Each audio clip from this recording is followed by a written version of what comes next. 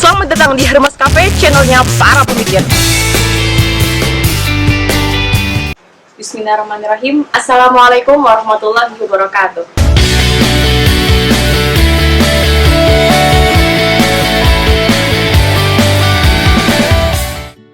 Apa kabar sahabat cendekia? Semoga sehat dan bahagia selalu. Amin. Welcome to Hermes Cafe bersama saya Uzma Tastia dan pembicara kita Bapak Muhsin Jamil. Apa kabar Bapak Muhsin? Alhamdulillah, selalu sehat. Alhamdulillah, selalu sehat. Semoga sehat selalu. Oke, kali ini kita akan bahas lebih lanjut tentang kemarin. Kita sudah bahas intelektual tentang Heidegger, kemudian Dilthey. Kali ini juga tidak kalah menariknya, yakni sosok Heidegger. Yang terkenal dengan hermeneutik faktisitasnya, Heidegger adalah sosok yang luar biasa. Kenapa? Karena menurut Heidegger, dia tidak mau pemikirannya masuk ke dalam hermeneutik. Padahal, menurut penulis buku Seni Memahami Budi Hardiman, pemikiran dari Heidegger ini termasuk dalam pemikiran hermeneutik. Nah, seperti apa? Langsung saja kita kelas dengan Bapak Muhsin Jamil. Terima kasih. Assalamualaikum warahmatullahi wabarakatuh. Saya kira terjadi pergeseran yang sangat mendasar dari hermeneutika yang dulu yang sudah kita bahas dua tokoh sebelumnya, Schleiermacher dan Dilthey. Kalau dua tokoh ini hermeneutikanya disebut sebagai hermeneutika yang bersifat epistemologis, yaitu hermeneutika yang tidak lain adalah usaha-usaha mengenai bagaimana cara orang memahami satu teks. Kemudian di tangan Heidegger, hermeneutika bukan lagi bersifat epistemologis, tapi hermeneutika adalah hermeneutika ontologis, yaitu hermeneutika bukan dipahami sebagai cara memahami, tapi cara manusia mengada. Itulah saya kira pergeseran yang cukup dasar bila dibandingkan dengan hermeneutika sebelumnya. Dari hermeneutikanya dari epistemologis ke hermeneutika yang bersifat ontologis, makanya hermeneutika Heidegger disebut dengan hermeneutika faktisitas, mengenai bagaimana cara manusia mengada. Itu bedanya dari mengada dan ada itu ya, jadi manusia itu kan lahir, kalau dalam bahasa eksistensialisme, terlempar dalam situasi ada ya. Jadi dia ada dalam situasi kedisanaan yang tidak seperti yang dia rancang, tapi dia ada dalam satu situasi waktu dan tempat tertentu, lokus dan tempat tertentu yang tidak dia inginkan. Maka dalam bahasa eksistensialisme, manusia terlempar dalam keadaan tertentu. Itulah cara manusia hidup ya, ada ya. Nah, dalam konteks hermeneutika, memahami itu adalah cara manusia mengada. Tidak mungkin manusia itu hidup tanpa mengada ini. Jadi keberadaan manusia itu hidup dalam satu sistem pemahaman tertentu, itu satu sisi. Dan mengada juga, memahami juga salah satu cara modus manusia berada. Cara manusia hidup dan berkembang. Jadi ada dua konsep penting saya kira. Jadi manusia terlempar dalam situasi keberadaan tertentu, dan dalam keberadaan itu ada satu modus memahami yang berkembang di tengah masyarakatnya. Yang kedua, manusia juga hidup dan berkembang dengan cara memahami. Oleh karena itu, memahami itu sendiri adalah aspek fundamental, aspek ontologis dari keberadaan manusia. Jadi manusia modus mengadanya lewat memahami. Jadi tidak mungkin manusia hidup tanpa modus memahami. Maka sekali lagi hermeneutikanya disebut sebagai hermeneutika yang bersifat ontologis, hermeneutika faktisitas. Oke, tapi kalau dari Heidegger ini kan ada yang namanya ontis dan ontologis. Nah, ini kalau dari Heidegger itu adalah metode yang seperti apa nih Pak? Apakah dia memikirkan yang cara manusia itu ada atau justru ada itu sendiri? Ya, jadi ontis dan ontologis. Ontis itu adalah ada apa adanya. Jadi ada sebelum dipikirkan, dikonseptualisasikan. Ya, jadi ada di sana, ada tanpa dipikirkan terlebih dahulu. Itu yang disebut dengan ontis ya. Nah, ada yang tidak dideskripsikan berdasarkan konsep-konsep filosofis, konsep-konsep ilmiah ya. Jadi itulah ontis ya. Dan konsep ini sebenarnya sangat terkait dengan terminologi fenomenologi, di mana sebenarnya usaha yang paling mendasar dari cara kita menguak keberadaan manusia adalah dengan cara membiarkan realitas apa adanya. realitas sebelum dikonstruksi oleh jalan pikiran manusia, sebelum dipikirkan melalui pendekatan dan metode tertentu. Biarkan realitas menampakkan diri apa adanya. Nah, itu sebenarnya basisnya di situ, basis metodologinya. Ya. Oke. Cara kita membedakan gimana Pak? Karena kan kita, kalau kita baca dari detail dulu adalah bagaimana sih langkah kita untuk memahami suatu barang yang ada itu, sesuatu yang ada itu. Tapi ini konsep di Heidegger itu lebih dalam. Jadi membiarkan memahami itu sendiri menjadi dirinya sendiri. Nah, itu bagaimana konsep kita membedakan antara memahami konsep Dilthey dan memahami konsep Heidegger yang mungkin lebih dalam dan lebih primer daripada Dilthey tadi. Ya, memang hal-hal yang bersifat filosofi inilah saya kira yang membedakan antara konsep mengada dari Heidegger dengan konsep fenomenologi sebagai semata-mata sebagai sebuah metode. Meskipun saya langsung mengatakan bahwa sebenarnya yang namanya pengaruh besar dari Edmund Husserl itu juga luar biasa terhadap pemikirannya Heidegger ya. Jadi paling tidak ada tiga tokoh penting saya kira yang menjadi basis pemikiran Heidegger. Yang pertama adalah fenomenologi Husserl, kemudian hermeneutika Schleiermacher, dan hermeneutikanya Dilthey. Nah, yang membedakan dari yang lain, Heidegger itu kan lebih melihat, memahami sebagai modus keberadaan manusia yang itu bersifat falsafati. Jadi kalau fenomenologi kan hanya memahami sebagai sebuah cara bagaimana mengungkapkan keberadaan apa adanya. Tapi di tangan Dilthey itu memahami bukan semata-mata metode untuk mengungkapkan realitas apa adanya sebagaimana dalam fenomenologi, tapi memahami apa adanya itu, memahami memahami itu sebagai cara manusia mengada, modus manusia mengada. Jadi bukan hanya cara bagaimana kita memahami kenyataan ya, tapi memahami sebagai cara manusia mengada kan. Jadi manusia hanya bisa bereksistensi lewat memahami, dan memahami sendiri sebagai situasi di mana manusia terbuang dalam kenyataan. Jadi memang sudah ada modus sistem pemahaman yang ada di tengah-tengah masyarakat. Maka dalam perspektif perspektif filsafatnya Heidegger, memahami itu karena bersifat eksistensial, maka meruang dan mewaktu. Jadi memahami mesti meruang dan waktu. Oleh karena itu konsep memahami berbeda dengan konsep sebelumnya.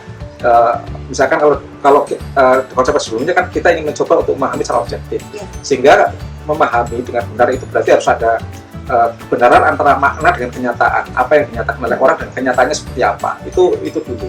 Tapi dalam konteks eksistensialis, maka memahami itu adalah hasil dari proses-proses perjumpaan manusia kan. Jadi memahami tidak lagi persoalan objektivitas ya, atau koherensi antar pernyataan dalam sebuah pernyataan teks ya. Bukan masalah korespondensi dan koherensi lah istilahnya. Jadi kalau dulu kan suatu makna dianggap benar kalau dia berkoresponden dengan kenyataan. Jadi sebuah ungkapan teks itu dianggap benar kalau teks itu mencerminkan apa yang ada dalam kenyataan. Itu yang disebut dengan kebenaran yang bersifat korespondens. Atau yang kedua, kebenaran bersifat koherens, di mana aspek-aspek logik dari sebuah pernyataan itu bisa ada di situ. Jadi selagi pernyataan itu bersifat koherens, tidak bertentangan dengan nalar, basis prinsip-prinsip logiknya solid, maka disebut sebagai kebenaran. Nah, kata Heidegger, sebenarnya proses pemaknaan itu bukan persoalan koherensi dan korespondensi, tapi memahami adalah hasil dari proses-proses perjumpaan di dalam kehidupan manusia. Jadi bukan persoalan benar dan salah, tapi hasil dari perjumpaan manusia. Oleh karena itu memahami bersifat eksistensial, artinya meruang dan mewaktu. Karena pemahami itu bersifat meruang dan mewaktu, maka sesungguhnya makna itu bersifat dinamis ya. Jadi makna itu tidak berhenti pada satu keadaan saja, tapi makna itu bersifat dinamis karena satu teks misalkan akan dijumpai oleh banyak pembaca, dan hasil perjumpaan itu pasti akan menghasilkan makna-makna baru.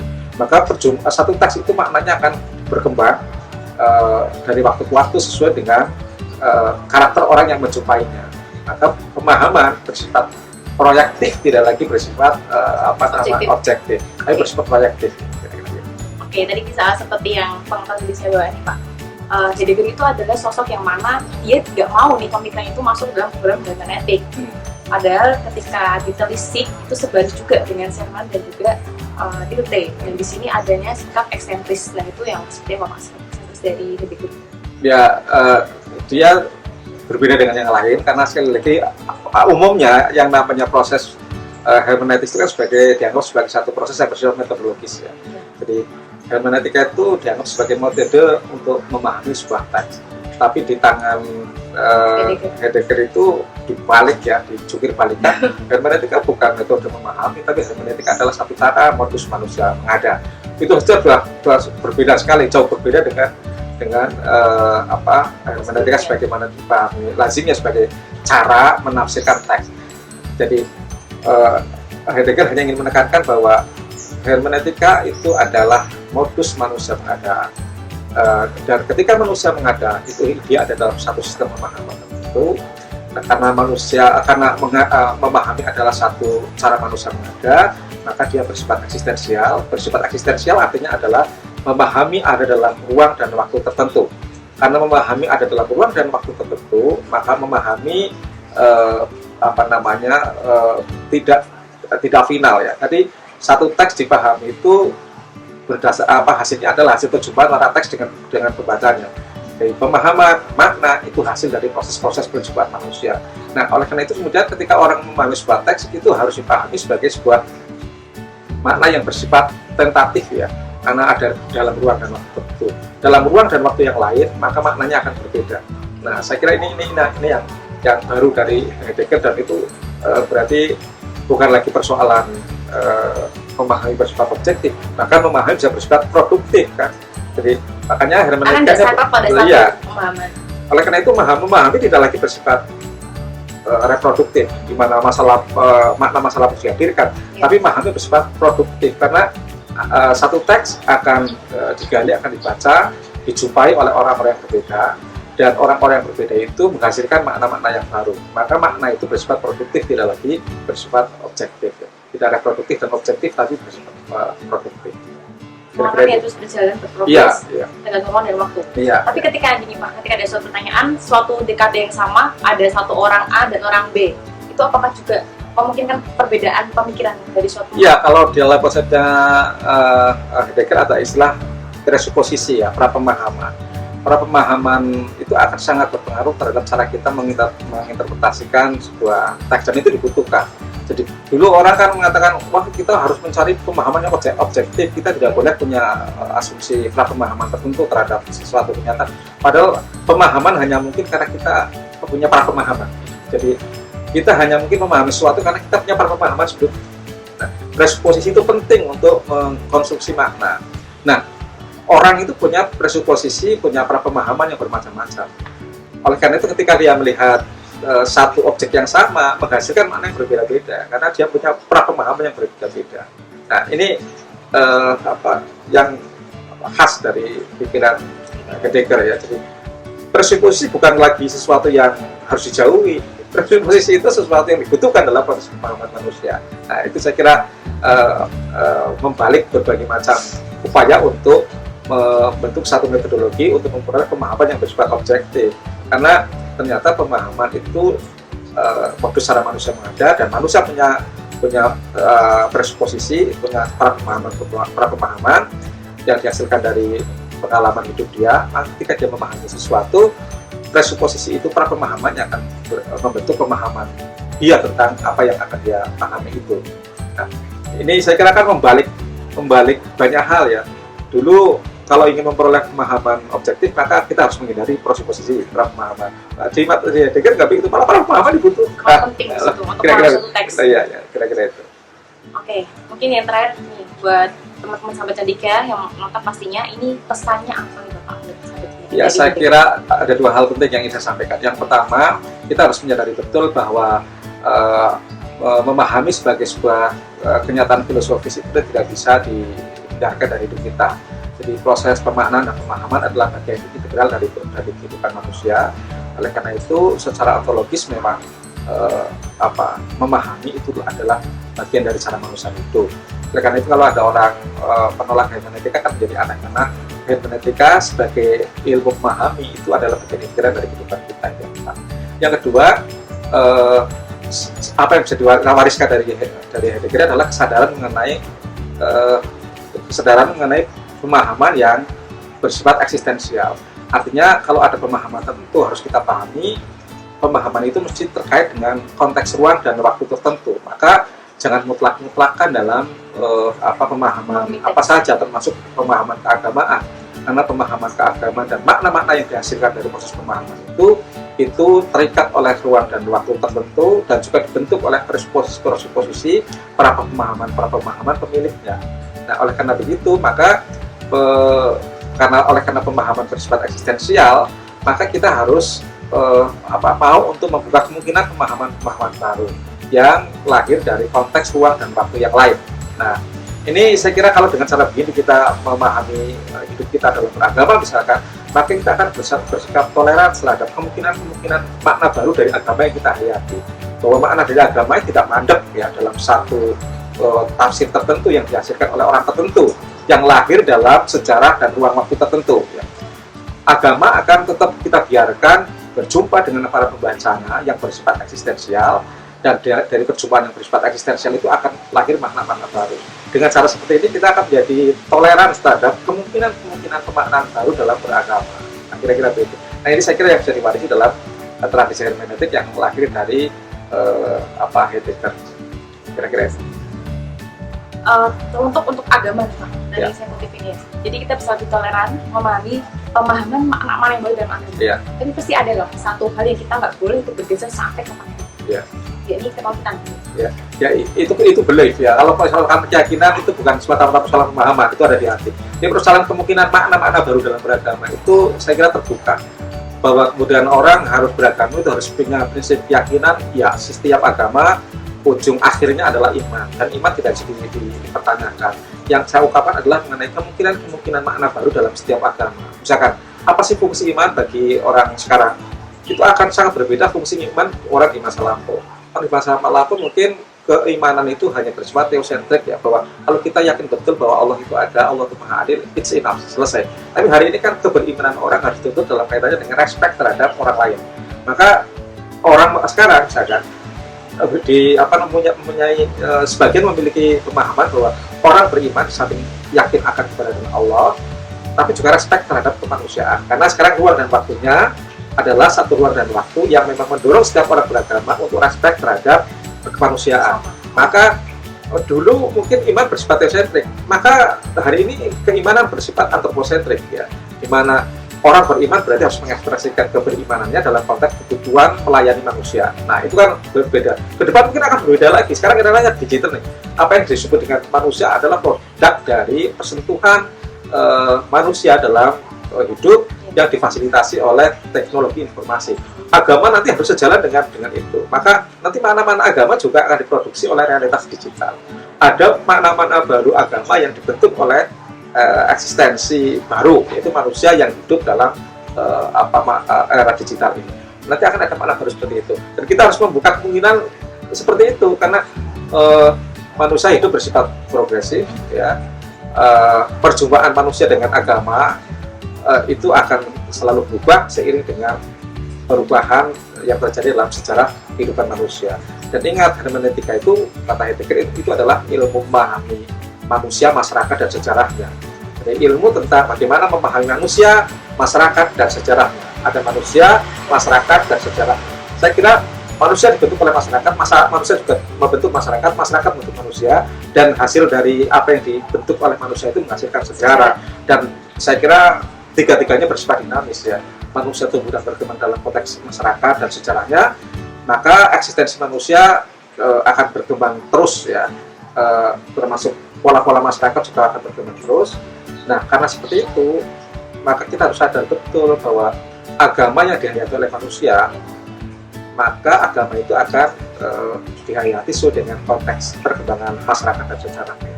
Karena begitu, maka makna agama akan selalu dinamis. Nah, maka jangan sampai kita menolak progresivitas, dinamisme, pemahaman agama, karena itu hukum sejarah ya. Dan manusia, masyarakat, dan sejarah itu berkembang. Gitu. Menarik di akhir ya. Terima kasih banget atas penjelasannya, luar biasa. Semoga sehat selalu Bapak Musin. Ya, begitulah Heidegger dari Hermes Cafe kali ini, sahabat cendekia. Sampai jumpa di episode berikutnya. Wassalamualaikum warahmatullahi wabarakatuh. Sampai jumpa.